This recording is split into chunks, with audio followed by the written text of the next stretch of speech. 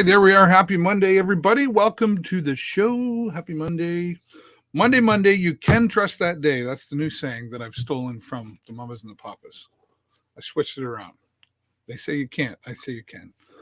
Monday's a good day because we always get to start talking about what's coming up this week. And I got to put my phone in do not disturb mode. There we go. And usually I'm waiting to see who's going to comment first. It's usually Danny or Barry or Jesse, and nobody's fought for that. There's usually a fight for who says hello first, and happy Monday. Welcome to the show. I know Mother Nature is she's frustrating me right now, I'll tell you. But it is a nice day today if you're watching live here on Monday. Supposed to get up to like 18, 19 degrees here today, right? We had a little bit of rain, but not quite nice enough for me to get my motorcycle out just yet. I'm working on it. And Lori, you're the first one to say hello. Hi, Lori. Thanks for saying hello. And but it is April, right? But I just know, like last year, I was really excited for March because last year, March 4th, we were out riding already. So I'm disappointed in that. But I mean, if I get out by May, I still got May, June, July, August, September, October. We got 6-7 months of riding, right? And we really don't complain about the weather. I'm not complaining about the weather. I'm just anxious, right? I think most of you are probably anxious too. But I was out earlier today, and it's interesting when the sun is shining and you're out. I was out at the mall earlier, and just as I was walking outside, people are like, "Hello," and it's making people happy when the weather's nicer, right? Better than old man winter coming around. I want to give a shout out here. Well, hang on before we do. What did I want to share with everybody here? Yeah. There we go. Age-friendly Sarnia Lambton. Age-friendly Sarnia connects and promotes age friendliness here in Sarnia Lambton. And go to that website there, Age-friendly Sarnia Lambton, and it's a portal for connecting you to so many different things in our community. Let's take a look at it, actually. Why don't we just pull that up? We've got a few minutes here. Age-friendly Sarnia Lambton. Because a lot of work was put into this. Where am I going to share my screen here with everybody? Right there it is, Age-friendly Sarnia Lambton. And it talks about what age-friendly means. Community supports healthy, active living for people through all stages of life and abilities. Housing that is affordable, right? Public transportation, outdoor spaces and public buildings, community support and health services. All communication and information is easily, readily available, and opportunities for employment and volunteerism. People of all ages, opportunities for social participation and leisure, social culture. So this brings all of that together. These are 8 different elements that Age-friendly Sarnia Lambton puts together. And here you go up the top here, you can see services here. If you want to look for employment options, employment assistance, right? Healthcare services. If you're looking for support groups or medical care, mental health and addiction, all this stuff is all available. And I think what's really important, and the reason I'm sharing this with all of you, is that sometimes we have things that happen and go on, and we're like, who do I call? We don't know who to reach out to. We don't know who to call. So I would encourage you to take age-friendly sarnialambton.ca and put it in your bookmarks on your browser and share this around with people. It might not be you right now, but there might be other people that you know of that could use some support, and they're just like scratching their head and they don't know where to start. Age-friendly Sarnia Lambton, again, for all of these services, is a great place to start. And it's all updated and looked after by healthline.ca, and some great local community members are a part of the age-friendly initiative. So I wanted to take a point and share that with you today. So mark that down, age-friendly sarnialambton.ca. Sarnia Sting, boy, I don't know what else I can say there. They're just really struggling. They're running out of time to clinch a playoff position. And you can get all the stats and updates right here at sarniasting.com. They will be back here in Sarnia on April the 15th, so this week. I'll be back there doing my live broadcast from the concourse, and we'll see what happens. Right now, they're just only 1 point ahead of the Erie Otters, and they lost a game yesterday. So it's clinch time for clinch time, I guess, is what it really saying there, right? So, and if you haven't been out to a game yet, you know what? It's still good hockey. Come on out and enjoy some OHL hockey with the Sarnia Sting. Also, the 999th Legion Sarnia.com. I'm proud to be a part of this group. We are a local group that supports and advocates for child rights here in Sarnia. We also ride motorcycles, and we're going to be out. We've been at Sarnia Sting. We're going to be at some local events like Canada Day celebrations, and we were at Sarnia Sting. By the way, thanks to Sarnia Sting for allowing us to be there to promote who we are. We've been at Lambton Mall, and of course, the Big Brothers Big Sisters show and sale is coming up on April the 30th. Hundreds of reasons to be there, but the 999th Legion Sarnia will be there as well. If you want to find out more about what we do and how we're connecting families and children to the proper services that they need, again, another source for who do I call, where do I go? You can reach out to 999th Legion Sarnia.com and see what we're all about there. Also, if you're interested in joining us and being a part of the 999th Legion Sarnia, you don't have to ride a motorcycle, but it's kind of a bonus if you do. All that information and an application for becoming a part of our group is there on the website as well. Speaking of resources, boy, a lot of resources in this community, but there's just, no matter how much we can, there's always a gap we can fill, right? And that's what No One Stands Alone .ca. No One Stands Alone. This is a book put out by Deb Patel and some of her family and friends, and had her here a couple of weeks ago. She now has, this is covering services. This is the Sarnia Lambton edition. And now there's also a Chatham Kent edition as well. And this just to go through a few here. Resources for mental health. So, of course, we've got Pathways is in here. Wellness and emotional support for youth online. Good to Talk for post-secondary students. Bounce Back, Kids Help Phone, Tell Check, Crisis Lines, Sexual Assault Survivor Center, Family Counseling, Women's Inter. All these, and, you know, there's so many. Hope by Cam. Free Suicide Prevention app. I'd never heard. There's so much in here. I'd never heard of that. So, Amjanong First Nations, YMCA Learning Center. So again, just another great resource. And if you want to find out how you can get these booklets, simply go to noonestandsalone.ca and you'll be able to find out more about that as well. Where am I now? I got too many screens going. That's my problem. Where's the other one? I wanted to give a shout out to our friend Scott Maneri and the Barn Burners, who I haven't seen perform in a while. I know they've done some things at the Refined Fool, and I just haven't been able to get there. I've missed them, but congratulations to them. They're number 36. They're on the top 40 Canadian indie country countdown chart. So round of applause to Scott Maneri and the Barn Burners. Known these guys for years. Fantastic. They're still giving her and still creating great music.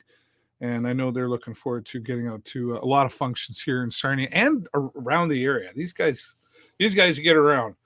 But congratulations to them for making that on the top 40 chart. Scott, I know you've worked really hard at doing a lot of writing. I know you and the guys have all worked hard together. And I just think it's really cool to see you kind of getting some of that dream coming alive there for you as well, right? Got to say thanks to all of our sponsors who support us here on the show. Hughes Intelligence, great supporter for many, many years. Barry Bentley and his team from Hughes Intelligence, security specialists here in Sarnia Lambton. Thank you for your support. Huron Signs SWO, a part of the AG event group of companies. Say that 5 times fast. Along with Huron Signs SWO, thanks to Guy and his team for supporting us here for 10 and a half years here now. It was 10 years back in November. Thank you so much, Guy. Appreciate that. Joe's Discount Tire. If you need tires or just below the overpass there on Indian Road here in Sarnia, and great quality tires, great staff and customer service down there as well. We appreciate their support.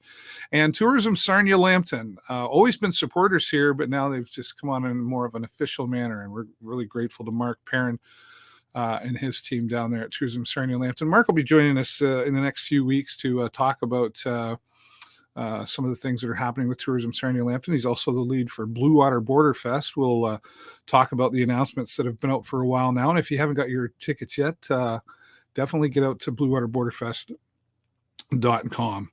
Also want to give a shout out to our friends at United Way Sarnia Lambton. Our regular monthly visit was last week with our friend Dave Brown.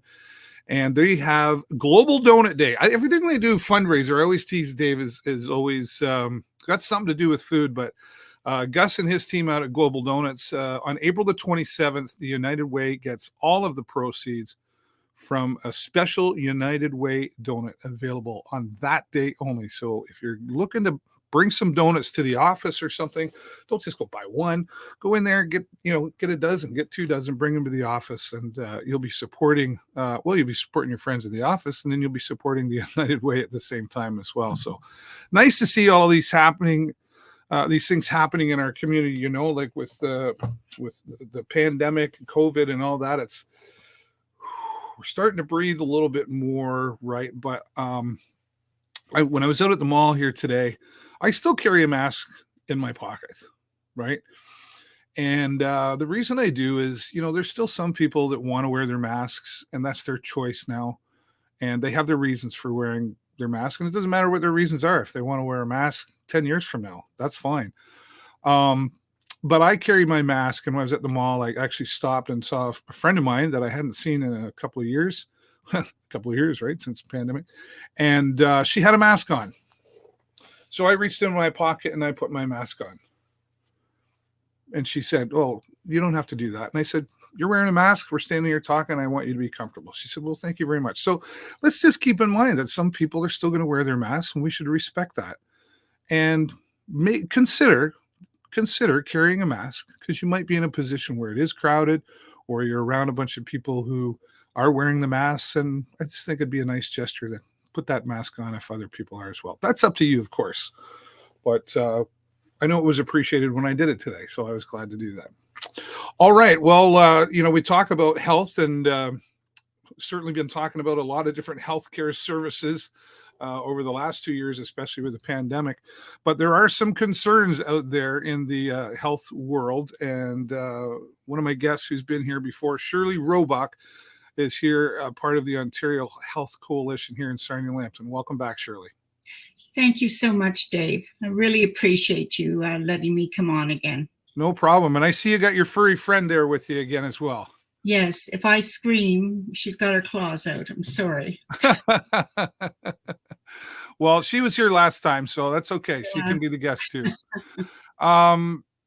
Boy, some real big concerns. I know the last time you were here, it seems like health is looking to be privatized by our government. And that's concerning, obviously, to you. Why is that concerning? Privatization of any health service or any public program does not result in more efficiency. It usually costs more. When business gets involved, the priority is profit and not the patient. Mm-hmm. And so very often staff are hired with less qualifications because they cost less. Right. And the third thing is the Canada Health Act is beloved across Canada. And we just do not think that people understand that this government has chosen to try to privatize the entire thing. Mm-hmm. Now, when you make those statements about this is what happens, what do you base that on? Like, how do you know that's what happens? Has there been research that you have that you can share? Yeah. The term P3 means public-private partnership. And there were a couple of P3 hospitals that were built just outside Toronto.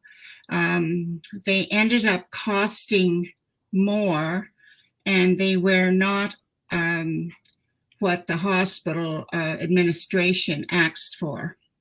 So after the whole thing was done, then renovation had to be done to bring the hospitals up to code. There are multiple private clinics across this province. Eye surgeries for cataracts, knee replacements, hip replacements, a myriad of things, or endoscopes. Right. And the owners of the clinics will bill OHIP, but then also bill the patient for administrative fees, registration fees.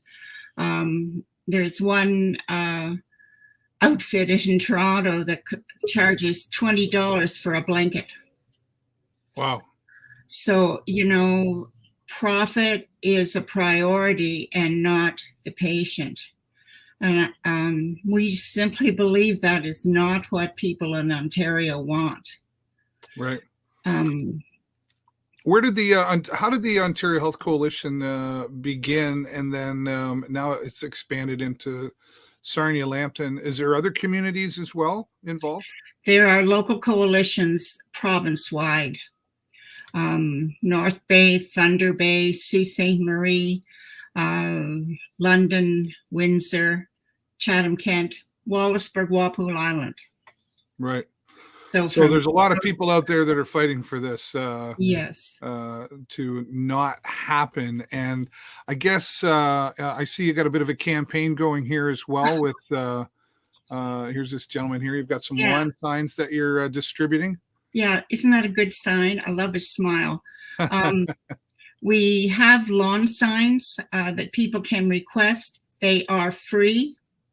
We have window signs about long-term care, which I'm holding up. And we also have car decals. Okay. All of these things are free.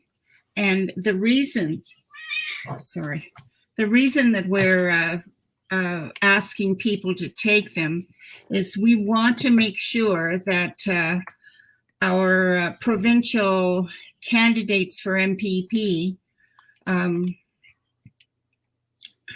can't take my eyes off the cat, sorry. That's okay. It's common these days with this internet thing. Oh, yeah. We want to make sure that the candidates for MPP see that so many of us do not want any privatization. Right. So how can people reach out to you to get these signs and decals? It's very, very easy. You can go on the Sarnia Lambton Health Coalition Facebook page and write a note, and we'll get back to you. You can email me at goddess@bell.net. That's GODDESS@BELL.net. Or they can just call me. 226-402-2724. 402-2724? Yeah. Okay, perfect. We want to get that up on the screen for everybody to see. This is now, have you had many people reach out for those yet? Yeah, we started out with 300 signs for Sarnia Lambton, and we've got about 100 left. Okay. And I'm hoping to order more. I want the community to show what it's made of. Put a sign in the ground, please. Very good. Dave Brown was just joining to say you have to love cats, though. They have their own personalities. I should have hung a sign around her neck, right? There you go. Yeah, put her to work and advocate here a little bit, right? How is okay? So you're putting out lawn signs, and I get that you're trying to create awareness, but what is the process, I guess, or how do you get this how do you prevent it from happening? Well, like I must say, I'm trying to do as much publicity as I can, and thank you, Dave, again, for having me on. We are a nonpartisan group, and we feel that we can influence whatever government is elected in June to pull back on their plans. Mm-hmm. So if Mr. Ford is reelected, we just want, well, I guess we don't like Mr. Ford here. We just want him to know the public. Oh, go on down, go on. We just want him to know that the public is not in favor of this. Yeah. I couldn't help but smile when you were talking before about all of these wonderful services that local organizations supply. And if they get any money from the government, then I will tell you that I fear that they will not be able to continue offering these services. You mentioned mental health or suicide prevention. There's all sorts of relatively small services that are supported by this government. But it's not that these programs have been in place for a number of years, not just since Mr. Ford came into power.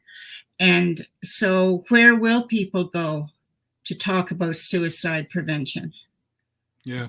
Well, and it seems this government right now, the Ford government, does support, mental health services. I saw a posting or a newsletter somewhere recently that they were increasing more support for that as well. So that is a good thing. But you're talking more like hospitals, etc. Really, hospitals and like long-term care homes. Is that that's kind of the main focus? I'm talking about any public service. Okay. I believe that when the government says that they support mental health services, they don't mention whether they're going to be public or private. And so there's going to be a lot of people that sort of slip through the floorboards, So you think they're kind of sneaking it in? I do. Yeah. I do. For instance, I don't know whether I mentioned this last time. There is a department in the government called the Fiscal Accountability Office, okay. And they are tasked with putting forward what will happen when the government puts forth their budgets. And I believe there was something from the Conservative Party that stated that over a number of years, not 4, but I think it was 8 actually, they were going to balance the budget. Well, how are you going to do that?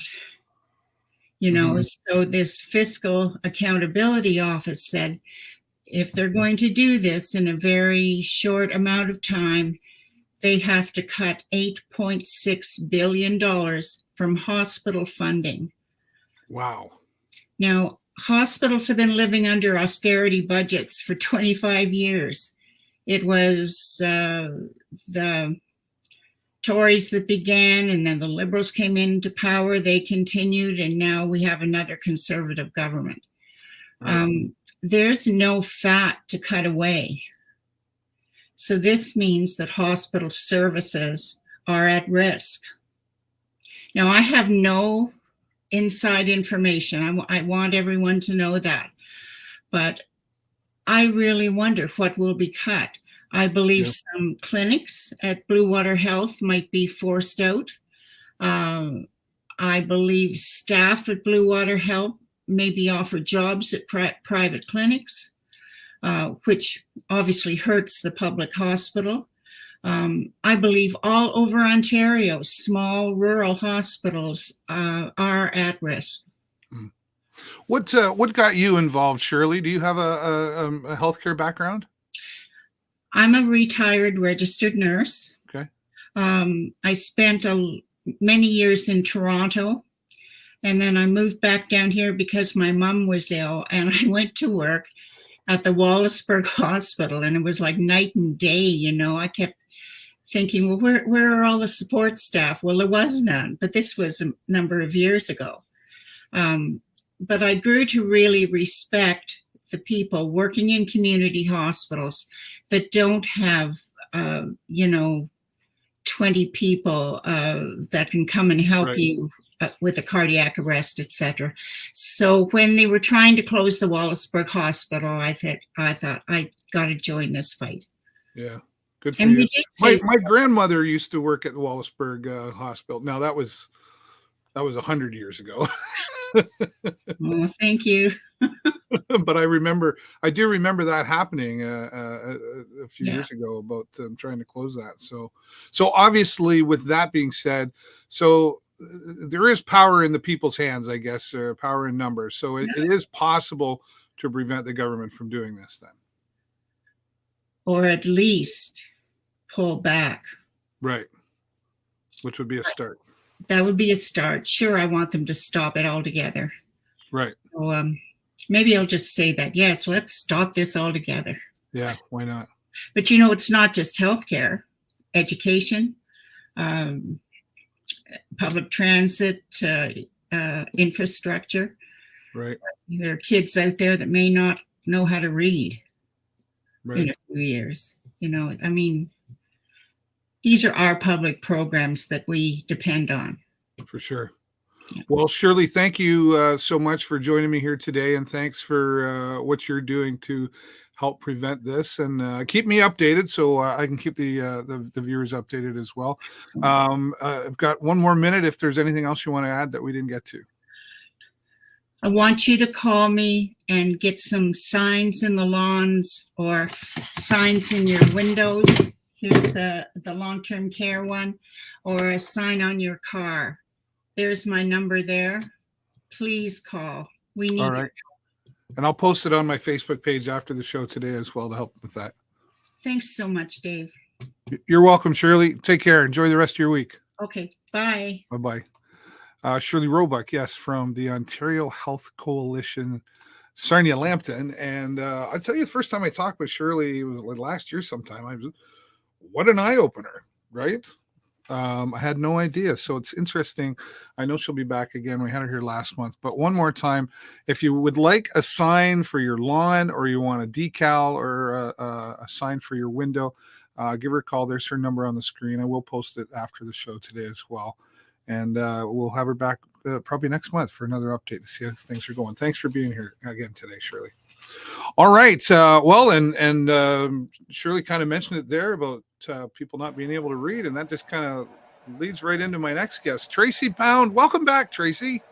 Thank you very much. And I was wondering, did you feed Shirley that information? I was like, well, that is, and without further ado, Tracy Pound. Yes. Pretty much, right? And you know what? I guess I feel like this is a bit of a tease, only because we're now starting week 2 of Train Your Brain, but we actually have brought back our kids programming. It's a little different this time. It's grades 3 and 4. And we're offering it at 5 sites around the county. If you missed out this time, we are also going to be offering another program coming up this fall, which will be, you can almost like earmark it, Tuesday, Wednesday, or Thursday night, depending on where you are. First week of October, last week of November. So, very good. Yeah. And that's we talked about that last time you were here. And just before we get kind of going here, I always like to give you just a Reader's Digest version of what does Literacy Lambton do for people here? Well, our mission is to create and deliver exceptional literacy learning opportunities for the residents of Lambton County. So that piece of what we do, people might know us for our Give a Book campaign that happens at Christmas time, in which we look with the community, we engage with the community to get a new book into a child in need at Christmas time. We also have, of course, kids programming like Train Your Brain.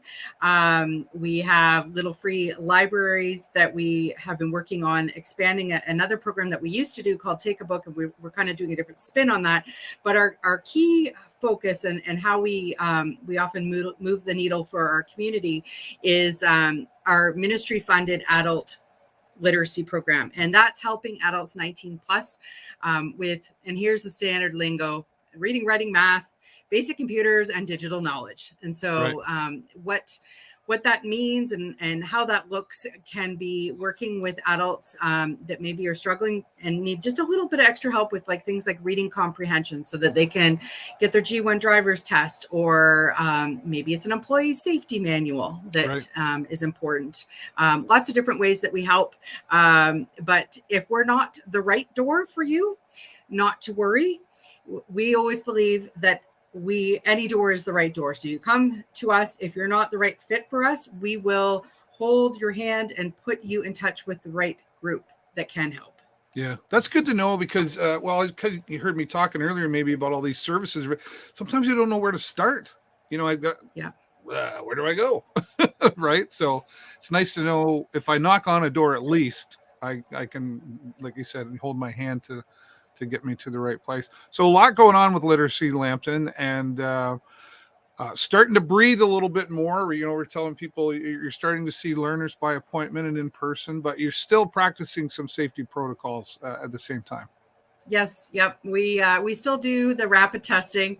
It's not 100% foolproof, but we do that. It's just an added kind of safety measure in case you have something kicking around that you didn't know you had, right? Yeah. So, and that's really, really important because we are fueled by volunteers, and we have a lot of adult program volunteers, and we like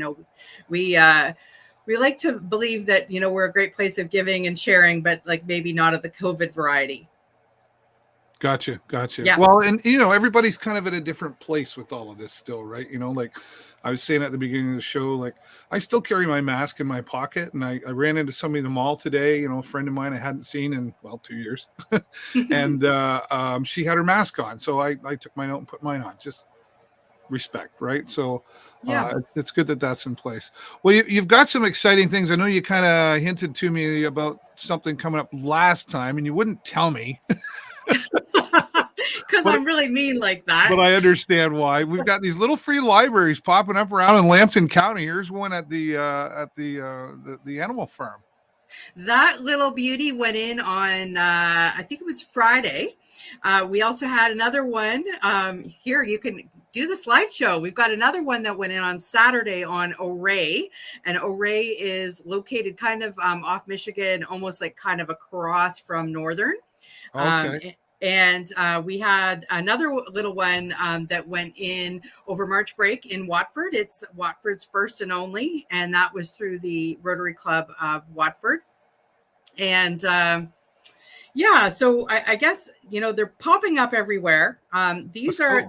This is kind of our current list of some of the ones that we had that were private homeowners. That was kind of, we realized that there was no actual comprehensive list that existed in our community. Yeah. And so really, I kind of just hopped in my car, and as I met some stewards, other stewards said, "Oh, have you gone there?" And so I met other stewards.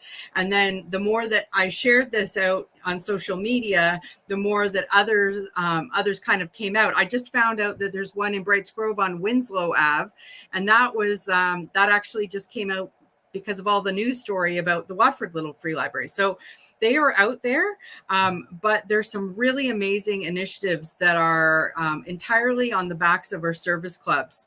And some of them are still unfolding, but I will name the clubs. So here's who we've got. We've got the Watford Rotary. We have the Petrolia Lions. We have the Petrolia Rotary. We have the Big Rotary of Sarnia. We have the Rotary of Sarnia Lambton After Hours, and we have the Seaway Kiwanis. Wow. So lots and lots of really great things going on. And I wasn't sure if you got, I actually took the picture of the new steward on O'Ray Street. I didn't get that. I don't, or maybe I didn't. No, it's okay. Don't worry about it. I sent it through this afternoon because I had to pull it off my iPhone. So, okay.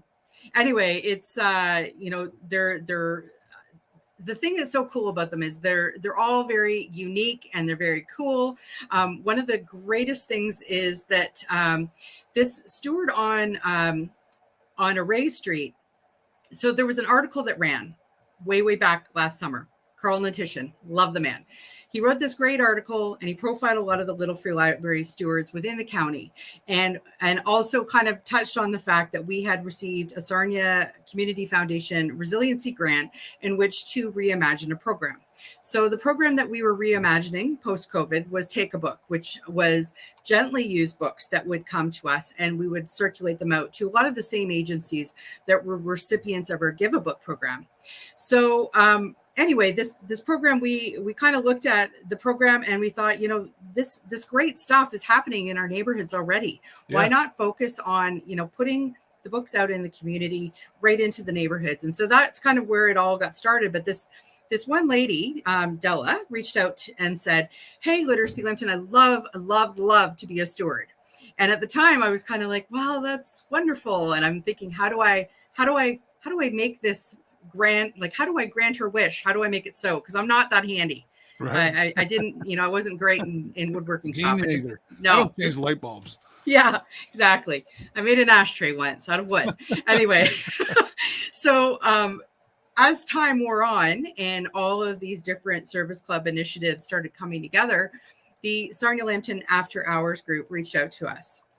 It's the Rotary Group, and their president, Deborah, she was wonderful. She and her group had built a number of them. They actually had one of their members is Bob the Builder. There's a lot of these guys, right? He literally is Bob the Builder. So Bob, handy guy, builds these. And what we were able to do is we were able to grant Della's wish. So we showed up on her front lawn a couple weeks ago and said, "Surprise, we've got one for you." And so we dropped it off. We talked to her about how she wanted it painted and all the rest. And then this weekend it was installed on her lawn. So that is wonderful. Now, how is this cool and how does this work into today? Well, you know that my phone would be lit up as soon as that story broke. I want one too, Tracy. Make me one too. Make me one. I can't do that. Remember, still not good in shop. So the Rotary Club of Sarnia Lambton After Hours is doing a contest between now and April 24th at midnight. That's the cutoff. And it's as simple as emailing secretary@rotarysarniaafterhours.org why you want to be a little free library steward, and then your name, your street address, your email, and your phone number. So that's as simple as it gets. And we are going to announce the winner on the 26th of April on both the Rotary of Sarnia Lambton After Hours and Literacy Lambton Facebook pages. And then they're going to take it from there and they're going to meet with the steward and say, how do you want it painted? Do you want to paint it yourself? Do you need some help? And then they're going to install it. So wow, that's amazing, right? What a great idea. And yeah, I've seen, some of these over the years, actually, these tiny or little libraries, right? Actually, in Forest, my sister-in-law lives right across the street from the one there on Queen Washington, I think it is, right? So yeah. And she always thought, and we talked about it one day, I was like, well, what's really neat, I'm starting to see these things happening. So it's nice to see that it's grown into something that local community organizations have stepped forward and said, well, hey, we need to support this, something new that we can support. So that's got to be overwhelming for you to know that you've got these many, some of them large organizations stepping up for you. It really actually, like, overwhelming is such a good word. I mean, I just didn't expect, you talk to these groups and you say, there's this great idea and whatever, like, they're just ready to get her done. Like no other word. And I mean, there's Les the Builder, there's Rick the Builder, there's Bob the Builder. And, even the big Rotary Club of Sarnia, everybody just rolled up their sleeves and did what it took to get the job done. And I feel like there's still more. I feel like just as I unveil one story, I'm like, and that's not all. I feel like some cheesy talk show host, really. But it's, really full credit to them. They 100% took the ball and ran with it. Yeah, fantastic. I haven't told my wife yet, but I gotta ask her if it's okay if I can get one, right? Because we have, and that's the other thing about this too. It got me thinking before our interview here today. I was like, I have books, like I have a shelf full of books here, and selfishly, there's some I want to keep for me that I read over and over, but there's other ones that I'm like, I can't remember the last time I read that book, and if I ever will. Right. So somebody would probably appreciate that. Or I could even see like going out to used bookstores and, purchasing some books just to put in my little free library. Right. I could really see this growing more and more. Is there more down the road that you've got ideas to keep this growing? As she smirks. Yeah, I know. I am smirking because you know what? I actually called down to littlefreelibrary.org, which is the international organization. There's stewards all over the world. Yeah. And I basically asked them that question, you've got the bird's eye view. What is the best way to roll something like this out in the community? And they said, well, there's this, and this. Sorry, that didn't help. There's a million different ways that this is rolled out into different communities. Maybe not a million, but a lot. And and I feel like, there are some questions that people ask, like, I have one in my community around the corner from me. Is it okay if I have one? And the reality is if you look at a town like Stratford, they're all clustered through the downtown. And it's as simple as you go to walk the dog, you grab your book, you go to one, you don't see what you like, you go to the next one. It gets everybody out exercising, right? Yeah. And, and then the other question that I get a lot is, how do they exactly work? And I actually, no joke, I'm driving away one day and I plugged the Little Free Library over by Skits, right on Stewart and Wellington. Yep. And I look in the rearview mirror and I can see this young couple. They've seen that I've gone and I've stuffed that library full of books. They're there with their dog and they're doing this. They're peeking in, and I felt like doing a Yui and going, yes, help yourself. Right. Because I think they feel like some sort of warning bells or alarms going to go off if they don't have a book to put in and they take one, right? Camera. Exactly. You took one and you didn't replace it. So, So the thing is, the question is, how do they work? It's as easy as this. You take a book and you leave a book. And the reality is if you see a book you like and you want to take it and you're out walking the dog and you don't have a book, that's okay. You can take it. But the idea is these belong to the whole community. They are as good as they are supported by the community. They may be on someone's lawn or in a park, but really they belong to the community, all that goodness inside. And so, like you said, David, great idea. Random Act of Kindness Day. Yeah. Go out to the thrift store, grab some books, stuff a Little Free Library.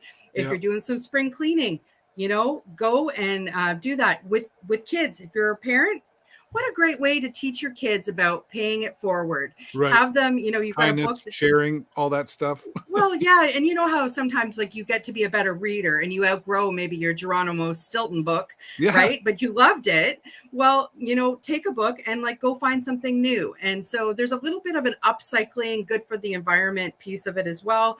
And really just, thinking about the joy that you might be giving someone else for a book that you enjoyed.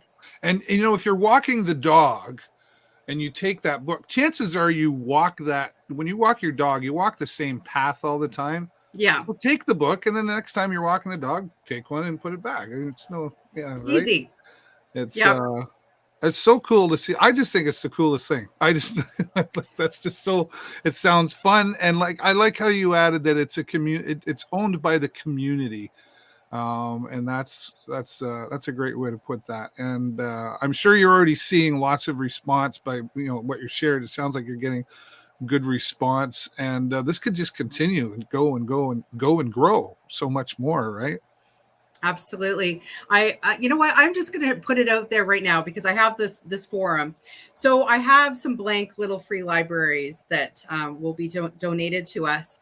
And I was thinking down the road, how fun would it be to engage some of our local artists to make them really super cool, like very splashy.